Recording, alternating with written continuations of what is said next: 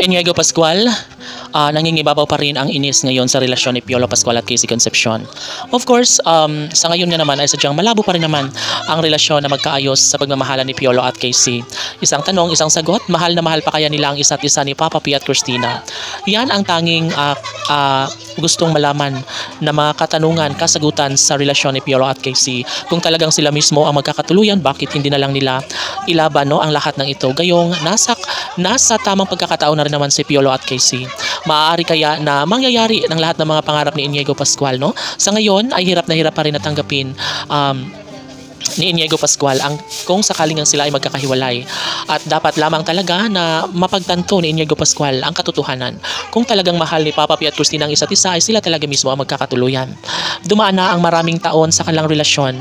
Dumaan na ang maraming taon sa kanilang pagmamahalan at heto, nananatili pa rin questionable. Siyempre hindi alam ni Inigo Pascual kung ano nga ba ang katotohanan ngayon, kung ano nga ba ang makapagbibigay kaligayahan sa mga puso ng taong bayan. At siyempre, ang pagmamahalang Papa P at Christina ang siyang pinakapangarap na lahat, pinakainaabangan na sana nga ay maaari na magyayari ang lahat ng mga kagustuhan ni Inigo Pascual para sa pagmamahalang Papa P at Christina.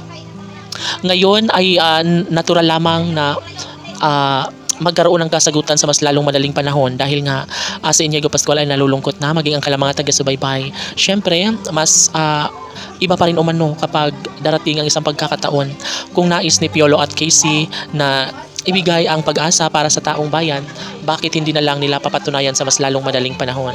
Maaari ngayon na makita ang pagkakataong maisakatuparan ang pagpapakasal ni Piolo at Casey. Siyempre, si Christina at Piolo Pascual ay wala ng ibang mahihiling pa.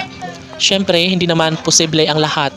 Kung mangyayari na maisakatuparan nga ang kasal nila ay talagang ikaliligaya ito sa buhay ni Inigo Pascual. Siyempre nangako ang kailang mga tagahanga na magkaroon talaga ng kasagutan ng isang pag-ibig. Kung maisakatuparan man ito sa mas lalong madaling panahon, bakit hindi na lang nila papatunayan kung sakali man na mangyayari ang laban na ito? Siyempre, naghahangad ang lahat na maisakatuparan ang kanilang pagkakatuluyan. Naghahangad ang lahat na sana'y mabunga ang pamilyang pinangarap para kay Papa P at Christina. Posible na ibahagi ni Inigo Pascual sa taong bayan. Mangyayari ang lahat ng ito kung papatunayan ni Papa P at Christina ang lahat sa kanilang pagmamahalang walang humpay.